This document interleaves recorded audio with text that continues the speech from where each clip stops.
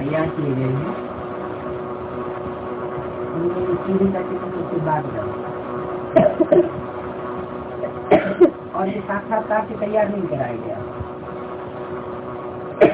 ये उद्योग से तैयार हुआ।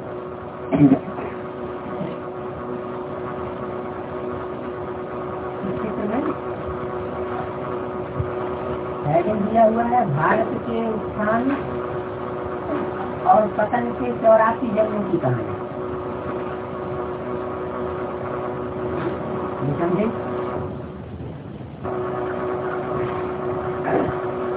तो भारत शब्द के बारे में तो क्लैरिफिकेशन लक्ष्य जाने के चित्र में नीचे के संदेश में मिल चुका है कि भारत कहा जाता है राम और सीता के लिए, जो भारत का प्रतिनिधित्व करने वाली आत्माएं हैं, राधा कृष्ण वाली जो आत्माएं हैं वो ऑलराउंड चक्कर साकार शरीर से लगाने वाली नहीं है। वो तो अभी वर्तमान में देखा जा सकता है। 69 में शरीर छोड़ने के बाद पृथ्वी की सोल ब्रह्मा ने अपना साकार शरीर तो नहीं धारण किया था, और उनको अपना शरीर धारण करना है, उसके लिए भी बाबा ने मुरली में बता दिया है। ऐसे तो इशारा ही मात्र दिया है।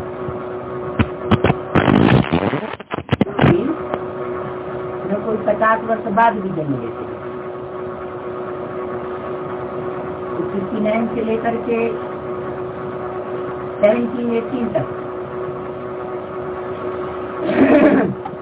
ये 50 वर्ष का पीरियड है जिसमें वो आत्मा कोई साकार शरीर धारण नहीं करती, ऑलराउंड पार्ट बजाने वाली आत्मा नहीं। जो अभी तक ये गलत फहमी थी कि ये भारत के उत्थान पतन की कहानी कोई ब्रह्मा बाबा के लिए सुनाई गई है, ऐसी बात नहीं। क्यों? क्योंकि ब्रह्मा तो कृष्ण की सोल है, और जो कृष्ण की सोल है उस सोल की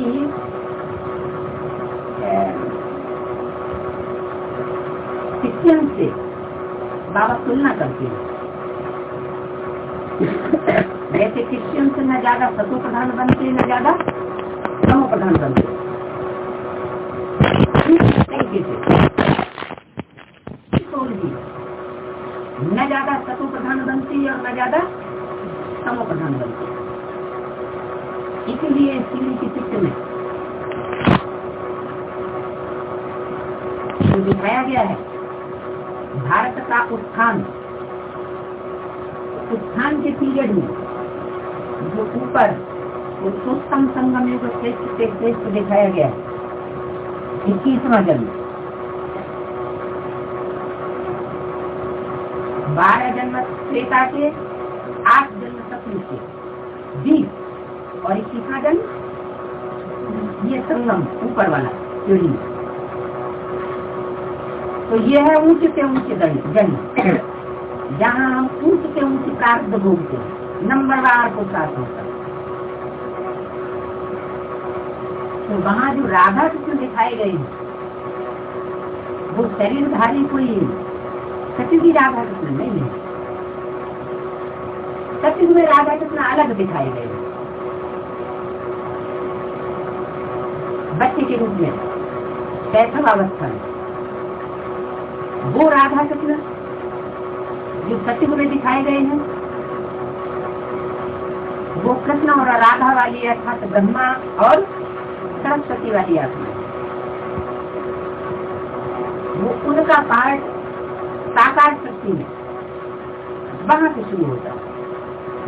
यानी 21 जन्मों में से पहले जन्म से नहीं शुरू होता, लेकिन दूसरे जन्म से शुरू होता है।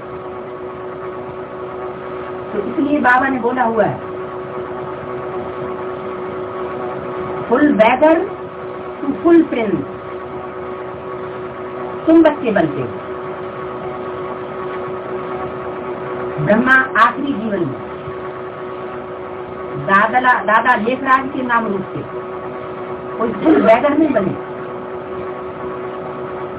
उनको फुल बैगर नहीं कहेंगे, क्योंकि फुल बैगर की बाबा ने परिभाषा बताई है क्या वैगर के पास तो फिर कुछ भी न हो, धन पद मान मतवा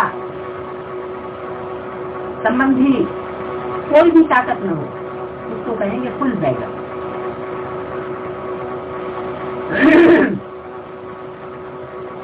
तो प्रिंस पहले जन्म में और आखिरी जन्म फुल वैगर। सीढ़ी के चित्र में नीचे ब्रह्मा को फिर भी खड़े हुए दिखाया गया है, पृथ्वी की सोच तो फिर भी खड़ी हुई है, लेकिन जो बिल्कुल पतित अवस्था में नीचे दिखाया गया है वो है भारत वैगर अवस्था में, भिखमंगे की अवस्था में। विदेशी लोग उसको भीख दे रहे हैं, जिनकी भीख पर वो पल रहा है। पीढ़ी में आज से लेकर के अंत तक के 84 जन्मों की जो पीढ़ियां हैं, उनमें विशेष रूप से भारत की कहानी दिखाई गई है। इस पीढ़ी के चित्र में संगम में 2 जगह बांटा गया है। एक वो हिस्सा जो अभी तक पीढ़ी के चित्र में हम सामान्य रूप से समझते चले आए, नीति वाला, और पुरानी पीढ़ी के चित्र में इसमें स्पष्ट लिखा हुआ है संगम युग 40 वर्ष।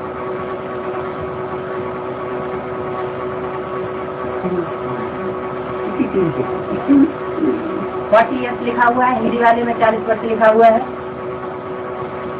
तो ये जो 40 वर्ष लिखे हुए हैं वो वास्तव में कलयुग के अंत भाग के लिए लिखे हुए हैं। कोई आत्मा ऐसी भी निमित्त बनी हुई है जो 40 वर्ष का संगम पूरे होने के बाद मन बुद्धि की स्टेज से सच्ची दुनिया में, सच्ची सुख की दुनिया में, सीढ़ी पर बैठ पाने की दुनिया में प्रवेश कर जाते हैं। जो पहले घोषणा करते थे श्री कृष्ण आ रहे हैं, तो कोई बच्चे के रूप में श्री कृष्ण नहीं आ रहे हैं। सीढ़ी पर बैठ का मतलब हथेली पर स्वर्ग लिए हुए, जैसे हथेली को कोई चीज रख ली जाए और देखी जाए, उसी तरीके से जैसे हथेली पर स्वर्ग रखा हुआ है, माना बुद्धि रूपी हथेली पर स्वर्ग रखा हुआ है, ऐसे स्वर्ग को देखने वाला श्री कृष्ण आ रहा है। तो वो वही श्री कृष्ण है जो सचिव की पीढ़ियों से बाहर ऊपर के संगम युग में दिखाया गया। ये है संगम युग का वो भाग जहाँ से मन बुद्धि के स्तर पर स्वर्ग की नई दुनिया की शुरुआत होती है। इसके लिए उन आत्माओं के लिए जो संपन्न स्टेज पर पहुंच जाते हैं, जिनके लिए 40 वर्ष पूरे होते हैं, जिनके लिए 40 वर्ष की घोषणा की गई थी, 40 वर्ष का संगम है। उसके बाद दुनिया का विनाश और नई दुनिया की स्थापना होगी। तो उन आत्माओं के लिए पुरानी दुनिया खड़ा, पुरानी दुनिया खड़ा का तो आपको बता दिया किसी आप मुझे मर गई दुनिया, तो दुनिया से कोई वास्ता नहीं रहा, क्योंकि तो समझ लिया ये तो नष्ट होने वाली है। तो की चित्र में 2 जगह संगम दिखाया गया है। संगम कहते हैं कलयुग का अंत और सतयुग का आदि, ये दोनों पीरियड का संगम यह दिखाया गया। कलयुग का अंत भारत की 40 वर्ष के रूप में दिखाया गया, जहाँ ब्राह्मण ब्राह्मणियों को बैठा हुआ दिखाया गया, ब्रह्मा सरस्वती के साथ ही।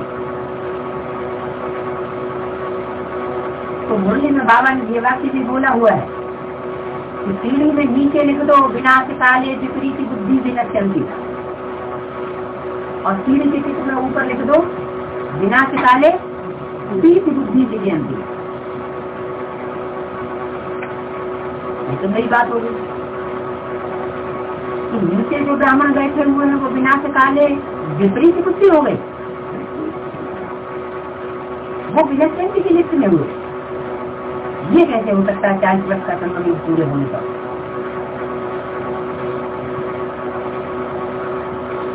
तो इसके लिए हम यज्ञ के आदि में गलती ले जाए। यज्ञ के आदि में यज्ञ स्थापना के साथ साथ यज्ञ कुंड से बिना ज्वाला भी प्रज्वलित हुई थी।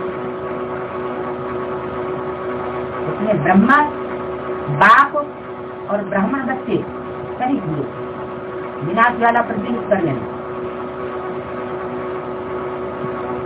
तो विनाश ज्वाला प्रज्वलित करने का कोई कारण भी रहा होगा, कोई तो निमित्त बना होगा।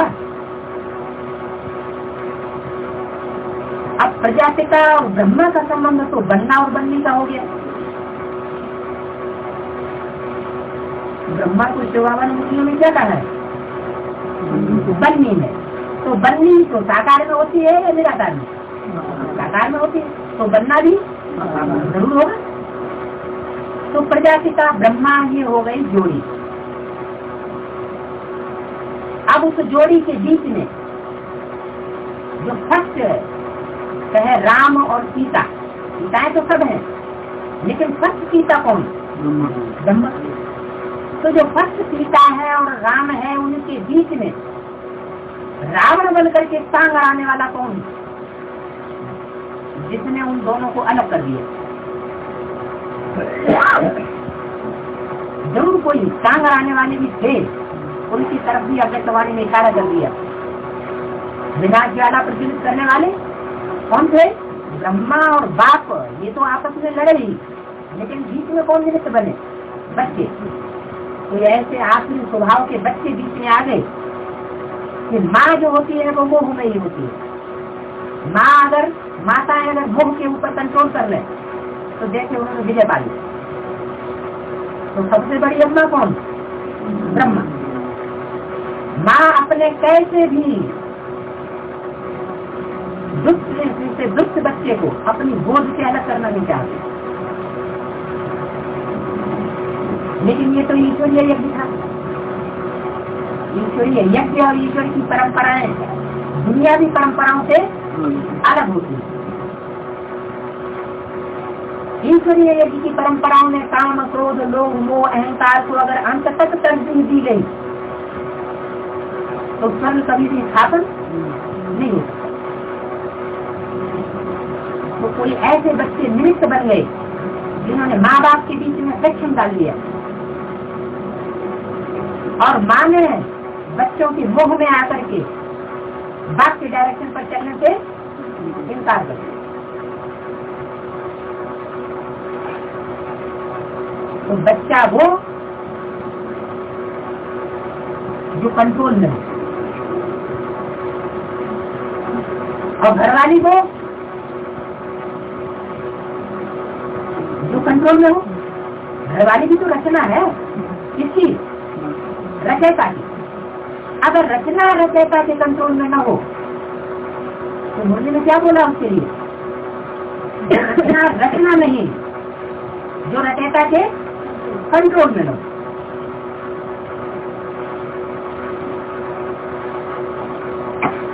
तो वहां से फ्रिक्शन पड़ गया।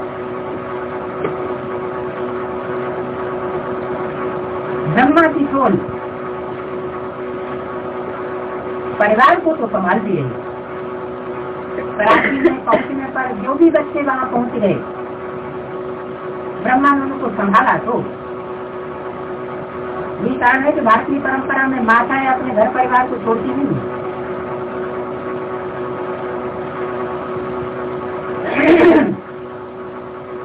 तो उन्होंने सारा परिवार संभाला। लेकिन जो बिच्छू चिंदन जैसे बच्चे इकट्ठे हो गए, उनको कंट्रोल करना कोई माँ की का घर नहीं था। माँ के बस की बात नहीं थी। आखिरी जो अंजाम होना था वो हुआ। मम्मा पवित्रता की शक्ति जब तक यज्ञ में रही तब तक बाबा आराम से उनके एक प्रकार से उन्होंने प्रवृत्ति का काम किया। तो यज्ञ चलता रहा, और जैसे ही मम्मा रूसी कंट्रोलर ने अपना शरीर छोड़ा, बाबा उन बिच्छू चिंडनों की गिरफ्त में अच्छी तरह से आ गए। और बाबा को एहसास होने लगा कि यज्ञ के आगे में जो बच्चे थे वो ही श्रेष्ठ बच्चे थे, और उनकी यादगार में सोमनाथ स्थापन मंदिर स्थापन कर दिया। लेकिन फिर पछताए हो तो कहा जब चिड़िया चुन गई खेत, तो अब पछताने से तो कुछ होता नहीं था। उन बच्चों ने बाबा के प्राण ले लिए, उनका हाथ फेल हो गया। सारी आशाओं पर कि दिल्ली में स्वर्ग स्थापन होगा, स्वर्गीय संगठन बनेगा, सारी आशाओं पर पानी फिर गया और उनका हाथ फेल हो गया। तो ऐसा क्यों हुआ? विनाश काले विपरीत बुद्धि विनश्यन्ति। क्यों विनाश हुआ? ये ज्ञान तो ये नहीं कहता कि मरने के बाद हमें स्वर्ग मिले। ज्ञान तो कहता है तुम बच्चों को जीते जी मरना है। लेकिन मम्मा बाबा जैसी श्रेष्ठ आत्माएं जीते जी न मर करके शरीर से क्यों चली गई? उसका कारण था यदि कि आज मेरी भूल हो गई, और उस भूल का खमाजा तो उठाना ही था। क्या भूल हो गई?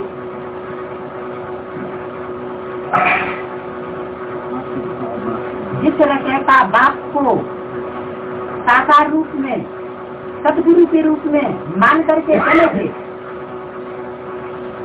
उस सतगुरु के डायरेक्शन पर चलते रहना था। तो ब्रह्मा भी निंदा के पात्र बन गए। ब्रह्मा की पूजा संसार में नहीं होती, क्योंकि रचयिता के कंट्रोल से बाहर हो गए।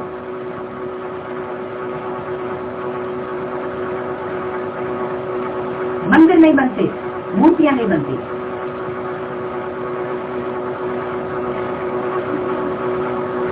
तो यहाँ लिखा हुआ है विनाश काले विपरीत बुद्धि विनश्यन्ति। माना अपने उस जीवन काल में जो पद उनको पाना था वो पद नहीं पाए,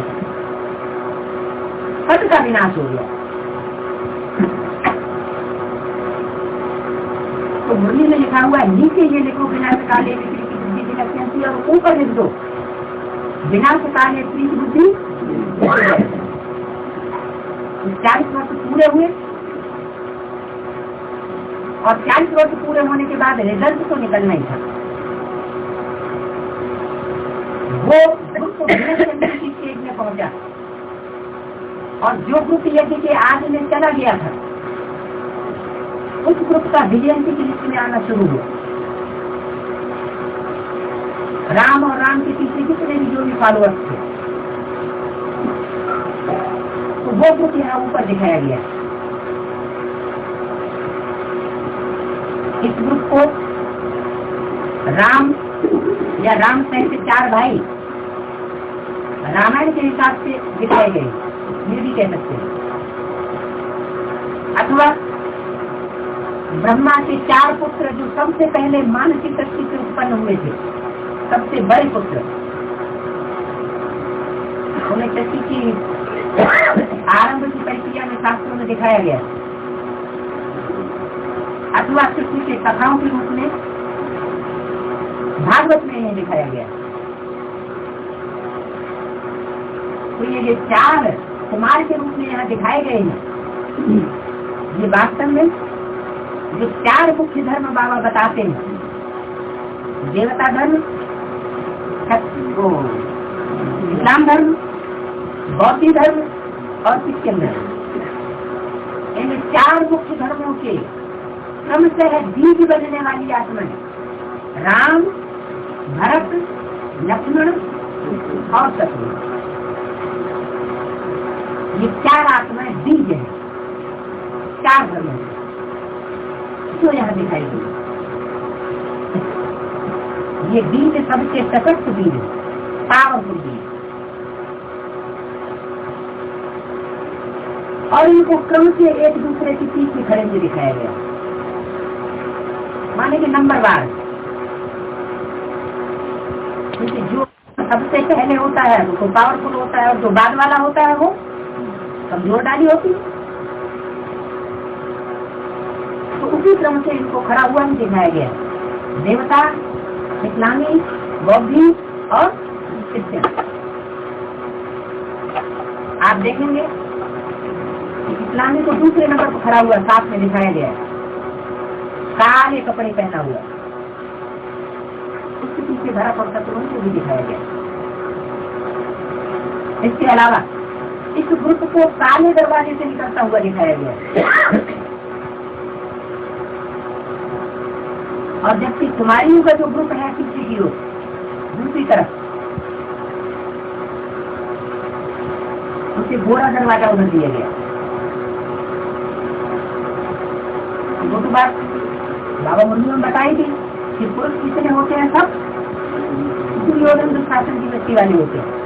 कन्या माताएं जो होती हैं वो द्रौपदियां, सीताएं और पार्वतियां। तो एक तरफ यहाँ सीढ़ी के चित्र में पहले प्रत्यक्ष होने वाला दिखाया गया है ग्रुप रुद्रमाला का ग्रुप। उसमें भी मुख्य आत्मा है।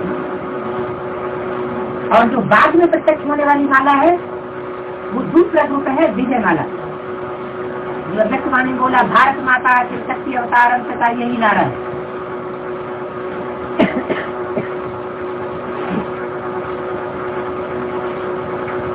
इन दोनों ग्रुप के आपस में मिलने से में बोला है कि रुद्रमाला के मण के नंबरवार विजय माला में पिरोई जाएंगे। तो उसी समय सफलता हो जाती है, क्योंकि प्रवृत्ति मजबूत हो जाती है। प्रवृत्ति की गांठ जुड़ती है तो सफलता हो जाती है। भारत में कोई भी अनुष्ठान ऐसा नहीं मनाया जाता जिसमें पति पत्नी की गांठ जोड़ करके कार्य न किया जाए। जब तक गांठ नहीं जोड़ी जाती तब तक कोई अनुष्ठान सफल नहीं माना जाता। तो रुद्रमाला एक तरफ है, यह है लंगड़ों की माला। काहे के लंगड़े है? पवित्रता की लंगड़ी। क्यों? क्योंकि इनमें 90% वही मनुष्य आत्माएं ब्राह्मण बनी हुई दिखाई गई है जो घरगृहस्थ के कीचड़ से इकट्ठी होती है। क्या? जैसे कोई किला होता है तो किले के दो दीवारें होती हैं। किले की जो दीवारें होती हैं क्या कहते हैं उसे? परकोटा। वो दो परकोटे होते हैं, एक बाहर का परकोटा और एक अंदर का परकोटा। तो सरेंडर्ड वर्ग जितना भी है वो सब अंदर के परकोटे हैं, और जो नॉन सरेंडर्ड वर्ग है वो सब घरगृहस्थ के कीचड़ में रहने वाला वर्ग। जिसके लिए मुझे बाबा ने इशारा दे दिया था कि अंदर वाले ऊंच पद पाने से रह जाएंगे और बाहर वाले ऊंच पद पाए जाएंगे। एकलव्य का मिसाल भी है। तो ये बात तो सही साबित हो गई कि जो घरगृहस्थ के कीचड़ में रहने वाले हैं उनको परमात्मा पहले उठा लेता है। जो पतित हैं, नीचे गिरे हुए हैं, जिनमें अहंकार नहीं है पावन पने का, उनको परमात्मा ऊपर उठाता है। तो वो राजा बनने वाली आत्माओं की जो पवित्रता के लंगड़े हैं वही आत्माएं सारी रुद्रमाला में इकट्ठी होती है। यह है एडवांस पार्टी का पहला ग्रुप, जिसे कहेंगे प्लानिंग पार्टी। कौन सी पार्टी? Planning party. यानी उनकी बुद्धि बड़ी तीखी है। शरीर तो अपवित्र है, इसलिए शरीर से पवित्रता न होने के कारण कोई विशेष सफलता हासिल नहीं कर सकती, क्योंकि प्योरिटी के बगैर प्रैक्टिकल संपन्न नहीं हो सकता। प्रैक्टिकल सर्विस स्थापन तब तक नहीं हो सकता जब तक इन्हें प्रैक्टिकल जो पार्टी है, एडवांस पार्टी का जो हिस्सा, एडवांस पार्टी में 3 प्रकार की आत्माएं बताई, प्लानिंग पार्टी और इंस्पिरेटिंग पार्टी। जो प्रवेश करने वाली आत्माएं है, मम्मा, बाबा, मनमोहनी दीदी जैसी आत्माएं, वो कौन सी पार्टी है? इंस्पिरेटिंग, वो दोनों में ही इधर भी प्रवेश करती है तो उधर भी प्रवेश करती है, उनको इंस्पिरेट करती है, उमंग उत्साह उनका बढ़ाती है। और दूसरी पार्टी है, तीसरी पार्टी, वो है प्रैक्टिकल पार्टी, जो प्योरिटी की पावर से कार्य को प्रैक्टिकल पूरा करती है। तो ऐसी जो आत्माएं हैं वो लास्ट में निकलती है। तो एक तरफ दिखाया गया है कृष्ण का ग्रुप और दूसरी तरफ दिखाया गया है राधा का ग्रुप। कृष्ण को मुर्गियों में बताया हुआ है सूर्यवंशी और राधा को चंद्रवंशी बताया हुआ। सूर्यवंशी कृष्ण, वो सूर्यवंशी वंश के जो होंगे वो अपने को जरूर ऊंचा समझते हैं, और चंद्रवंशी इतने ऊंच कुल के नहीं। तो मुरली में बोला है कि ये भी एक मुझ हो गई है। क्या ब्राह्मणों की दुनिया में ये मुझान क्यों हो गई कि हम चाहते तो हैं एक धर्म, एक राज्य और एक वंश की स्थापना, और यहाँ हो क्या गया, दो वंश हो गए। ये कैसे हुए दो वंश? दो वंश का क्या सरल? हाँ, एक तो ज्ञान सूर्य की औलाद जो सिर्फ ज्ञान सूर्य को मानने वाले हैं, और दूसरे हैं ज्ञान चंद्रमा के वंश परंपरा पर, उनकी डायरेक्शन पर चलने वाले। ज्ञान चंद्रमा ब्रह्मा के द्वारा जो वंश परंपरा चली, उस वंश परंपरा में जो रोटी दाल तक के अधीन हुए पड़े, अपनी अलग से उनका कोई विचार नहीं हो सकता। और जो सूर्यवंशी है वो किसी देहधारी के अधीन नहीं, वो है तो एक परमात्मा केवल ज्ञान सूर्य की कीमत पर चलने वाली आत्माएं, उनका भी। तो ज्ञान सूर्य का पार्ट प्रैक्टिकल में होगा तो उसका वंश सूर्यवंश कहलाएगा। जैसे रघुवंश, कोई राजा रघु हुआ तब तो रघुवंश कहा गया।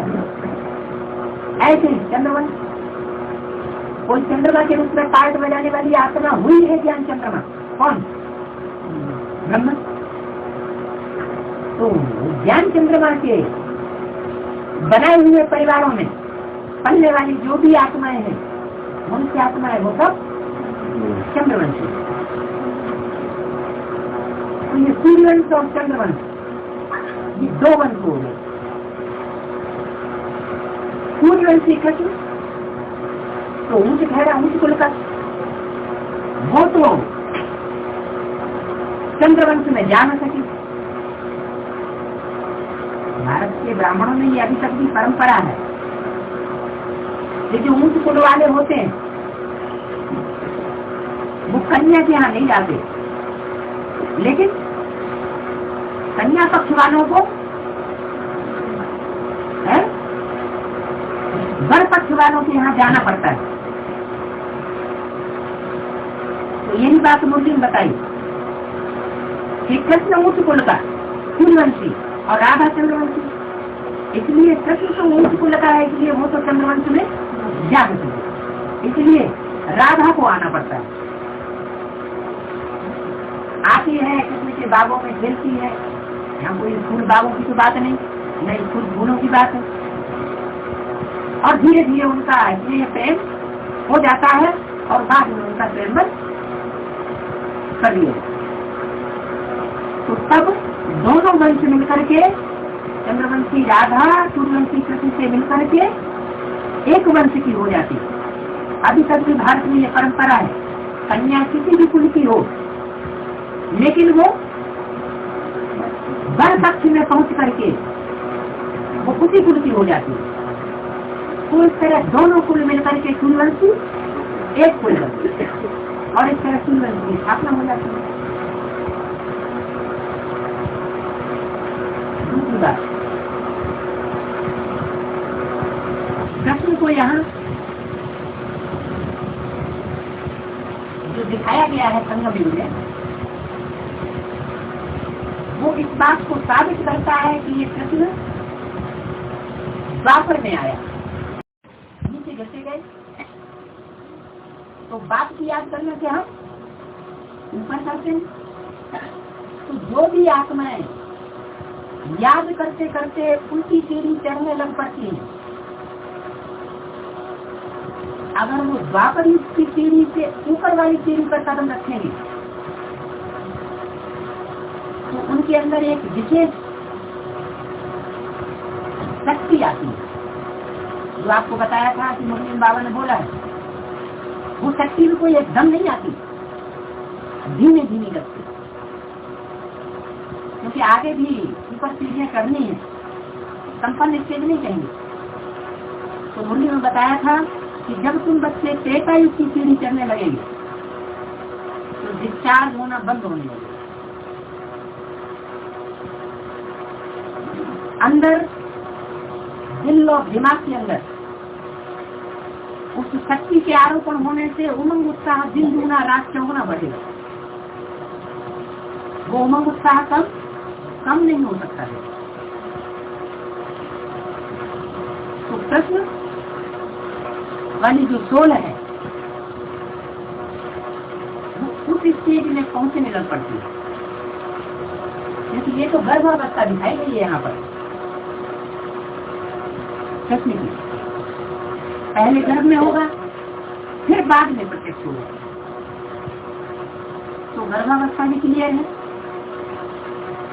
और प्रत्यक्ष होने का टाइम भी क्लियर है। भारतीय परंपरा में रात के 12 बजे कृष्ण का भी जन्म दिखा देते हैं और रात के 12 बजे शिव की भी रात्रि बताते हैं। उसको जयंती नहीं कहते, यानी शिव का जन्म नहीं दिखाते, क्योंकि शिव तो निराकार है। तो वास्तव में जो बाप का प्रत्यक्ष का वर्ष 76 मनाया गया था, वो है राम बाप वाली आत्मा की प्रत्यक्षता का टाइम, जिसमें कि कृष्ण की सोल प्रवेश कर जाती है उस बुद्ध रूपी गर्भ में। जैसे वहां 10 साल के बाद बताते हैं कृष्ण का जन्म हुआ, 9 महीने के बाद, 10 महीने के बाद, 10 महीने पूरे हो गए तब कृष्ण का जन्म हुआ। ऐसे ही यहाँ तो है फिर बेहद की बात। ये 10-12 साल का जो पीरियड है, जब पूरा होने को होता है तब कृष्ण की सोल उस शरीर के द्वारा प्रत्यक्ष हो जाती है। तो एक तरफ द्वापर के आदि से ही कृष्ण की प्रत्यक्षता, और दूसरी तरफ बताया है कि 3-4 वर्ष के बाद राधा का जन्म होता है चंद्रवंश। तो 3-4 वर्ष के बाद वो राधा का जन्म, जो राधा यहाँ दिखाई गई, दोनों कुल का मेल होने पर एक वंश बन जाता। लेकिन कृष्ण के लिए जो शास्त्रों में बातें दिखाई गई हैं वो भी यहाँ लागू होती है। दिखाया गया है कि कृष्ण ने 8वां नंबर बच्चे का जन्म दिया। क्या इसका मतलब है कि कृष्ण की प्रत्यक्षता होने से पहले ही कृष्ण जैसे 8 और बच्चे प्रत्यक्षता रूपी जन्म ले चुके होते, लेकिन उनका जन्म तो हो जाता है, लेकिन उनको कंस क्या करता है, मार पनपने नहीं देता। तो वास्तव में वो 7 कृष्ण जैसे बच्चे कोई दूसरी आत्माएं नहीं है, बल्कि वो 7 जो बाद वाले नारायण बनने वाली आत्माएं हैं, जो दूसरे धर्मों में कन्वर्ट हो जाती है, वही कृष्ण जैसे 7 बच्चे हैं, जिनके पाठ 76 से ही प्रत्यक्ष होने लग पड़ते हैं। तो बाबा ने कहा है कौरव और यादव पहले प्रत्यक्ष होते हैं और पांडव बाद में। तो वो कृष्ण जैसे 8-7 बच्चे, उनका प्रत्यक्षता रूपी जन्म तो पहले ही हो जाता है, भले संत उनको अपने काल के गाल में लपेट लिए। कैसे? कंस अगर न मारता तो वो भी जिंदा रहते। ईश्वरीय यज्ञ में भाई भी अर्पण हुए, बहनें तो हुई ही अर्पण। तो जो अर्पण होने वाले भाई थे उन्होंने तन धन धाम स्वर्ग परिवार सबकी बाजी लगा करके यज्ञ में आ गए।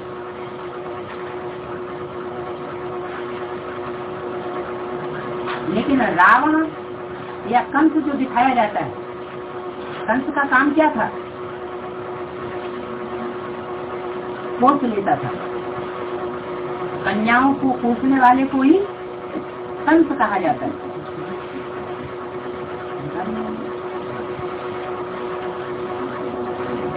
तो कुछ यज्ञ के अंदर ऐसी प्रक्रिया चल पड़ी। पहली प्रक्रिया तो वही जिसमें दृष्टि का वृत्ति का करेक्शन हो गया। दृष्टि करप्ट होती है तो वृत्ति भी करप्ट होती है और कर्मेंद्रिया भी करप्शन में फिर नित्य भी हो जाती है। तो वो सरेंडर वर्ग की आत्मा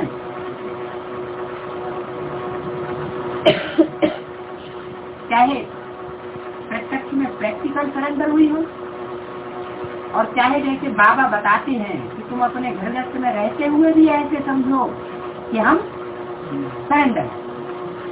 तो दोनों प्रकार की आत्माएं जिन्होंने जैसा भी पुरुषार्थ किया, लेकिन मूल बात तो है तन मन धन समय संपर्क और संबंध को ईश्वरीय कार्य में लगा देना। तो जिन आत्माओं ने एक तरफ को वो लगाया और दूसरी तरफ फिर कंस के कोसावे में आ गए। कंस ने उनको अपने माया जाल में बांध लिया। लेकिन कृष्ण वाली सोल है वो जन्म तो वहीं से लेती है, यानी ज्ञान में तो आती है, लेकिन उनके कोसावे में नहीं फंसती, वो कृष्ण बच जाता है। इसलिए तो शास्त्रों में बात बताई है, मुरली में बाबा ने उसका इशारा दिया है कि सचमुच में तो 8 बच्चे होते नहीं। कहते हैं कि कृष्ण ने 8वां नंबर जन्म लिया। तो ये बात बुद्धि में आ जाती है। ये बात वहां की सतयुग की नहीं है, ये बात वास्तव में संगम युग की है। जबकि कंस जो है वो न 7 बच्चों को पोष करके अपने कंट्रोल में कर लेता है। 8वां नंबर कृष्ण वो उनके कंट्रोल, उसके कंस के कंट्रोल से बाहर हो जाता है। कंस का हाथ उसके ऊपर नहीं लग पाता और वो गांव में जाकर के पलता है। इसलिए बाबा हमेशा कहते रहे गाँवों की सेवा करो। गाँवों के प्रति कहते बाबा का बहुत प्यार है। गाँव का छोरा तो कृष्ण को जो यहाँ दिखाया गया है वो शास्त्रीय परंपरा से बाहर नहीं दिखाया गया। शास्त्रों में जो भी बातें दिखाई गई है वो सभी इस समय की याद है। बस सिर्फ इतनी बुद्धि स्थिति बनानी है कि हम उन बातों को ज्ञान के आधार पर टैली कर सकते। लेकिन ये भी ध्यान रखना पड़ेगा हमको कि बाबा ने जो मुरली में बात बोली है, जो शास्त्रों से उदाहरण उठाए हैं, जो बातें उठाई हैं सार रूप में, तो परमात्मा शास्त्रों का सार आकर के ब्रह्मा द्वारा सुनाता है, तो उन उठाई गई सार रूप बातों का ही हम विश्लेषण मन बुद्धि से करें। जिस भूसे का वर्णन बाबा ने मुरली में नहीं किया है उसके ऊपर मनन चिंतन मंथन न करने लग पड़े। जब जरूरत होगी तो बाबा स्वतः ही शास्त्रों की जो बातें सार रूप होंगी वो आगे बताते हैं।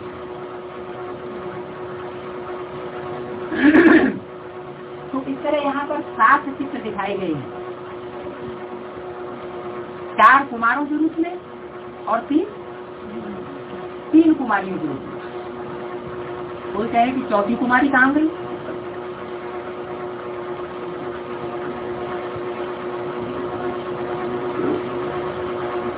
एडवांस पार्टी का जब जन्म होता है 76 से रखने की वो राम वाली आत्मा की राम बाप के रूप में जब प्रत्यक्षता होती है तो उस समय विदेशी आत्माएं उसे प्रत्यक्ष करने में विशेष सहयोगी बनती है। कौन कौन? इस्लामियों का भी, बौद्धियों का भी और क्रिश्चियंस का भी। लेकिन शुरुआत में जहाँ ये बीज बाप को प्रत्यक्ष करने के निमित्त बनते हैं, वहीं अंत में जाकर ये विरोधी भी बन जाते हैं। क्यों? क्योंकि विदेशियों में उतना ज्ञान गहरा नहीं हो सकता जितना भारतवासियों में गहरा ज्ञान होता है। विदेशियों में उतनी प्योरिटी की पावर नहीं होती, इसलिए वो ज्ञान बुद्धि में तैरता नहीं। वो जन्म जन्मांतर के संसार संग के रंग के विदेशियों के वो संगम में आड़े आ जाते हैं।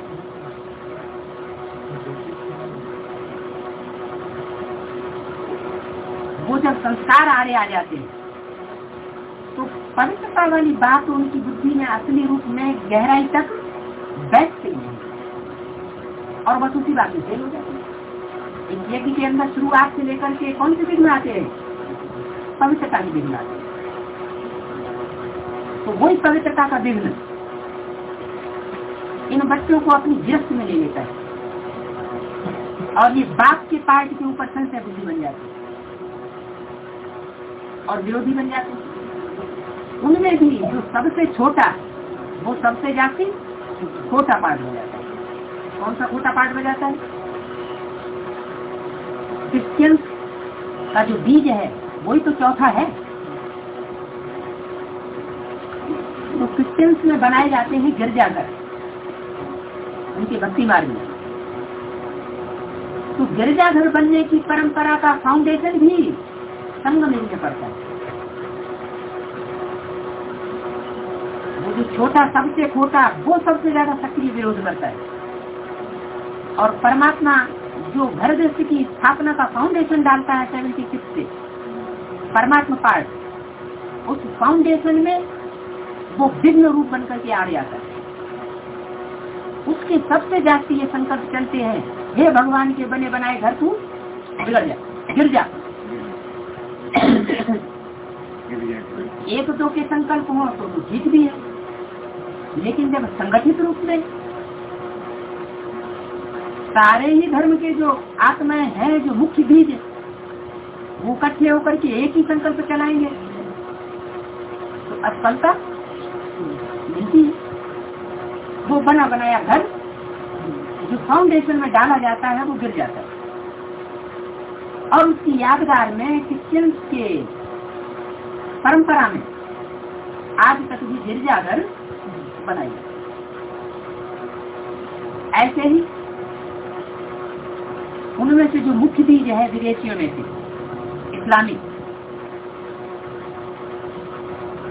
तो इस्लामियों में काम वासना के जो विचार के संस्कार होते हैं तो बीज में भी जरूर वो छिलका तो जरूर चढ़ा हुआ होगा। तो वो आत्मा भी एक तरफ पार्ट बजाती है। कौन सा पार्ट? कि हिंदू मुस्लिम सिख ईसाई सब आपस में भाई भाई, लेकिन उन विदेशी आत्माओं को ये पता नहीं कि भारतीय परंपरा में भाई भाई की स्टेज क्या होती है। जो भारतीय परिवार है उनमें भाई भाई किसे कहा जाता है? ऐसे ही कहने के लिए कह देना भाई भाई और बाप को न मानना बाप के रूप में, तो भाई भाई कहेगा। भारत की परंपरा में तो बड़े भाई को बाप समान कहा जाता है। बाप तो बाप है ही, लेकिन बड़े भाई को भी बाप समान माना जाता है। राजाओं की जितनी भी पावर है वो बड़े भाई को सौंपी जाती है। बड़े भाई ही छोटे भाइयों की बच्चों की तरह परवरिश करते हैं। तो वो जो इस्लामी बीज है वो एक तरफ तो भ्रम करता है कि ये हमारी माँ है और ये हमारा बाप है, और दूसरी तरफ माँ को अपने हाथ में भी कर लेता है। जो बाप के कंट्रोल में रहना चाहिए, जो माँ, अगर बच्चा उसको माँ को अपने कंट्रोल में कर ले और अपने तौर तरीकों से चलाने लग पड़े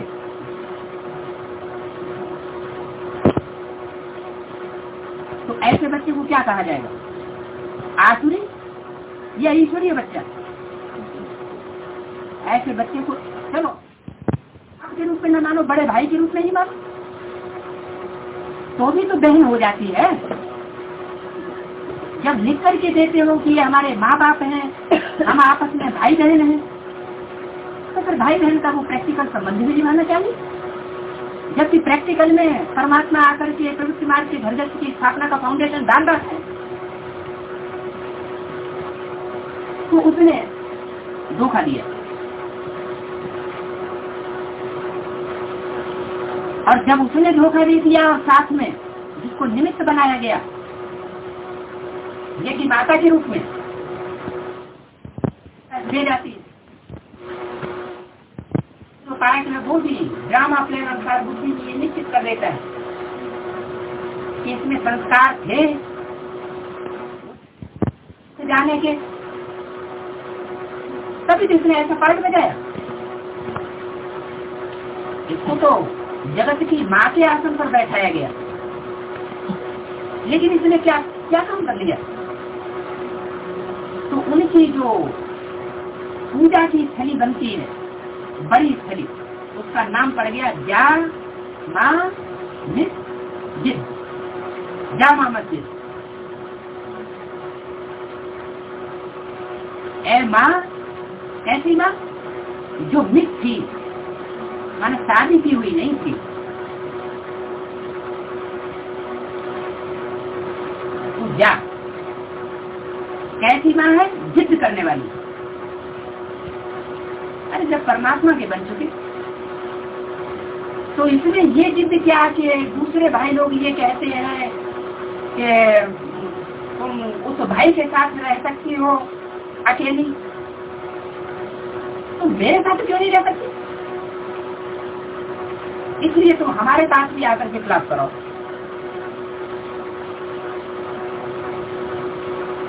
तो इस बात के लिए अगर जिद कर गई तो उसको क्या कहा जाएगा? जायज या नाजायज? क्यों? बात तो ठीक कही।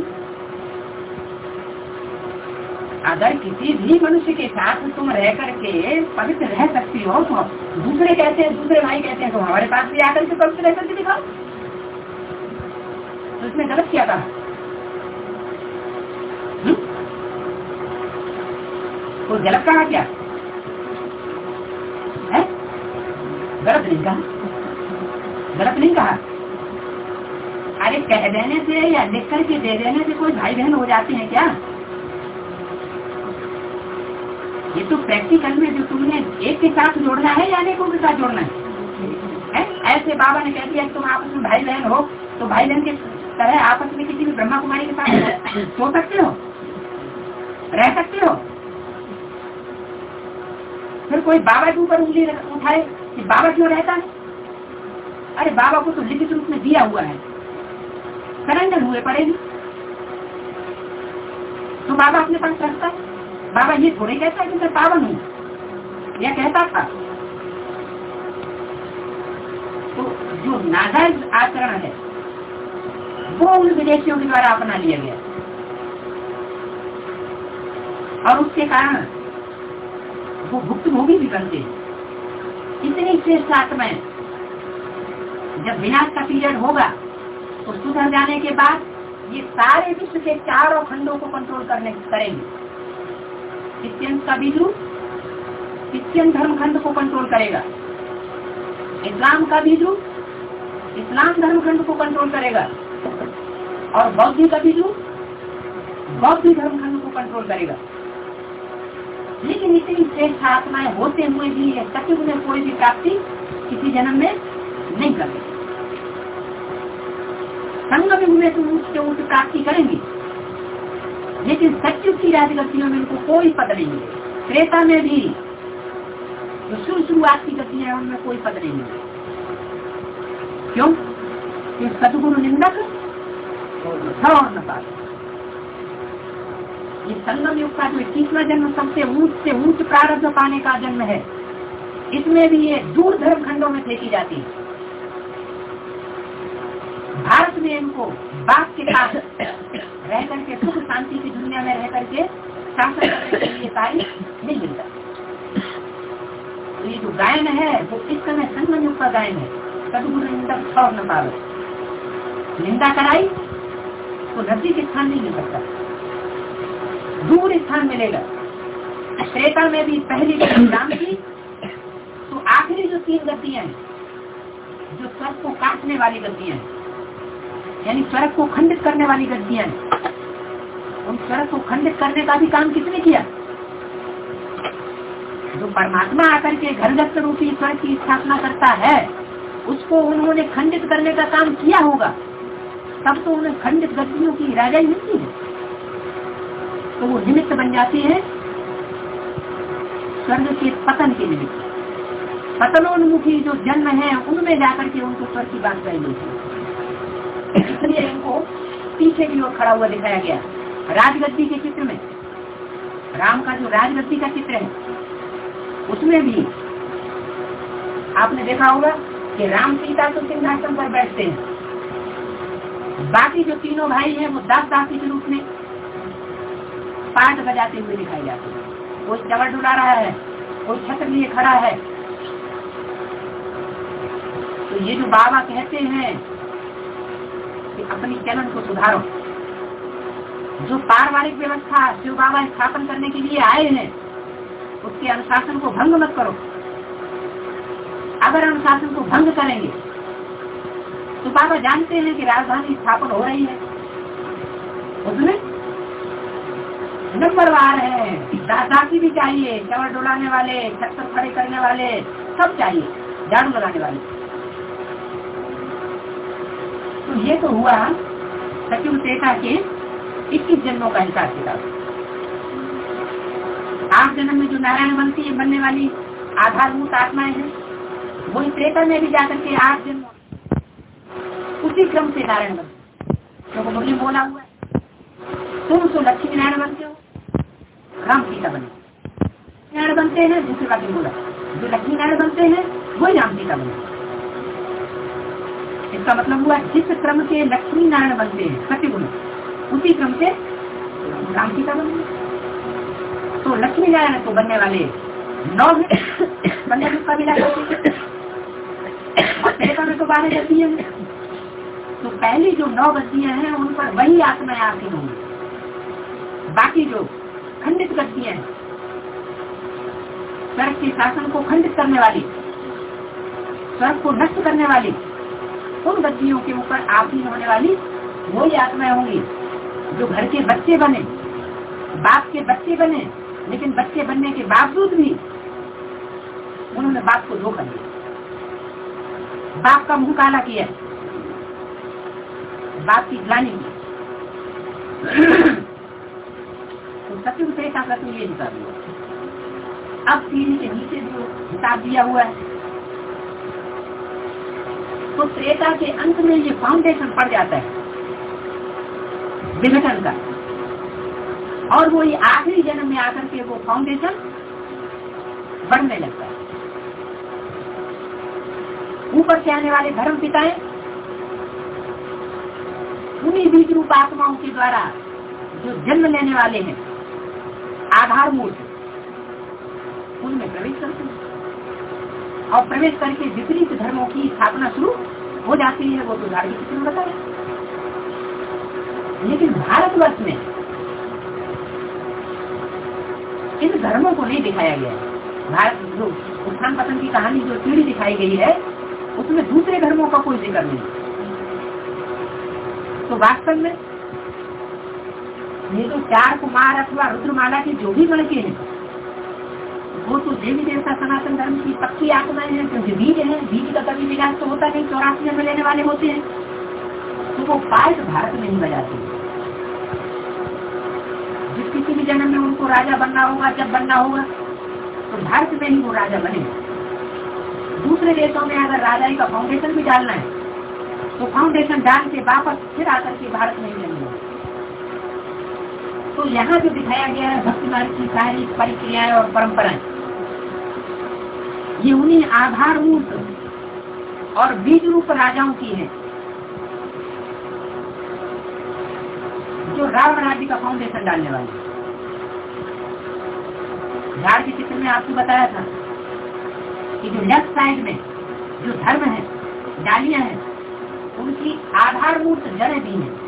लेफ्ट साइड में दिखाई गई कामी, क्रोधी, लोभी, मोही, अहंकारी, और उन जड़ों के कोई बीज भी है। जो बीज अंत तक गुप्त रहता है, जमीन के अंदर बोया जाता है, तो वो बीज भी है। यज्ञ के आदि में जब ये बीज बोए गए थे तो बीज सड़ गए थे विकारों में। धरणी में बोया हुआ बीज सड़ जाता है, अपने अस्तित्व को नष्ट कर देता है, लेकिन उसकी सारी शक्ति जो है वो जड़ों से होते हुए वृक्ष में समा जाती है, और फिर बाद में वही बीज फल के रूप में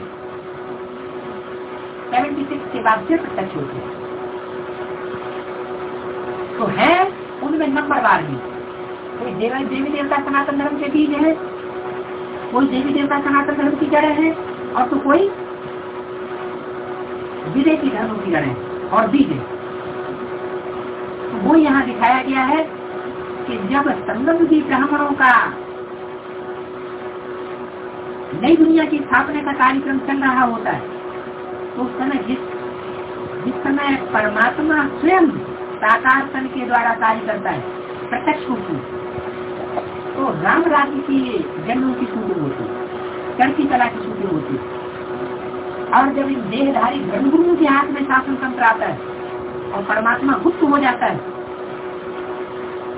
तो रावण राज्य की शूटिंग होती है। सहज रूप में समझने के लिए पहले आप जो विस्तार रूप है वो पहले समझ लीजिए। तो बीज रूप तो होता है छोटा, नजरों के सामने भी नहीं है उतना, आगे चल करके और उसका विस्तार हो जाएगा। तो जड़ों के भाग में जितने भी नारायण दिखाए गए हैं लेफ्ट साइड के, वही जंजीरें फैला रहे हैं ब्राह्मणों की दुनिया में। बाबा के शरीर छोड़ने के बाद, जब तक बाबा जीवित थे, ब्रह्मा साकार में ब्रह्मा का दिन था, ज्ञान सूर्य में प्रत्यक्ष हो रहा था, तो ब्रह्मा का दिन था। उनके शरीर छोड़ने के बाद ज्ञान चंद्रमा ब्रह्मा तो प्रत्यक्ष होता रहा, लेकिन उसमें से ज्ञान सूर्य वानप्रस्थी हो गया, माना गुप्त हो गया। और उसके बाद देहधारी धर्मगुरुओं का शासन यज्ञ के अंदर आ गया। तो इन देहधारी धर्मगुरुओं ने रावण के रूप में संगठित होकर के यज्ञ में ये सोने की जंजीरें फैलाना शुरू की, और उन सोने की जंजीर में सारे ब्राह्मणों की दुनिया को अच्छी तरह से पाले। उनके द्वारा ये भक्ति मार्ग की परंपराएं चलाई जाती है, जिन परंपराओं पर चलने से मनुष्य नीचे गिरते जाते हैं, चलाने वाले खुद भी नीचे गिरते चले जाते हैं गुरु लोग। तो भक्ति मार्ग में रावण राज्य की कैसे शूटिंग होती है बाबा के शरीर छोड़ने के बाद, परमात्मा साकार पार्टी के समाप्त होने के बाद, वो यहाँ दिखाया गया है। मुरली में भी बाबा ने बोला है कि द्वापर जब आरंभ होता है, त्रेता का अंत होता है, तो जो देवताएं हैं इनका राज्य होता है। त्रेता के अंत में जिन बीज रूप आत्माओं का राज्य होता है, वो कौन से धर्म की होती है? दूसरे धर्म की, इस्लामी, बौद्ध, क्रिश्चियन। यथा राजा तथा प्रजा उस गति को पकड़ती है, और लास्ट जन्म में आकर के वो सारी प्रजा उसमें से मोस्टली ज्यादातर वो दूसरे धर्मों में कन्वर्ट होना शुरू कर देते। तो इस्लाम धर्म सबसे पहले आया। तो मुरली बाबा ने बोला हुआ, रावण जब से आते हैं सत्ता ब्राह्मणों की दुनिया में कहो, चाहे 2500 वर्ष की उस दुनिया में कहो, इब्राहिम जब से आया, रावण जब से आया, तब से भारत में आपस में भारतवासियों में लड़ाई शुरू हो। जब वो आत्मा आकर के व्यक्ति को करप्ट करती है, और राम की जो भी सहयोगी आत्माएं होती हैं उस समय, वो उस करप्शन को पसंद नहीं करती, लिहाजा संघर्ष हो जाता है और उनको वहां से खदेड़ करके दूर भगा दिया। तो वो अरब देशों में जाकर के बड़ी तीव्र गति से दिन त्याग फैलाते हैं, जैसा कि धार्मिक के चारों तरफ आ जाते हैं। ऐसे ही यदि के अंदर में बाबा के शरीर छोड़ने के बाद जो जनरेशन ब्राह्मणों की दुनिया में बढ़ी है, वो विदेशों में सेवा केंद्र खुलना तब शुरू हुई। पहला सेवा केंद्र लंदन में खुला और वहां की तीव्र गति से विदेशों में सेवा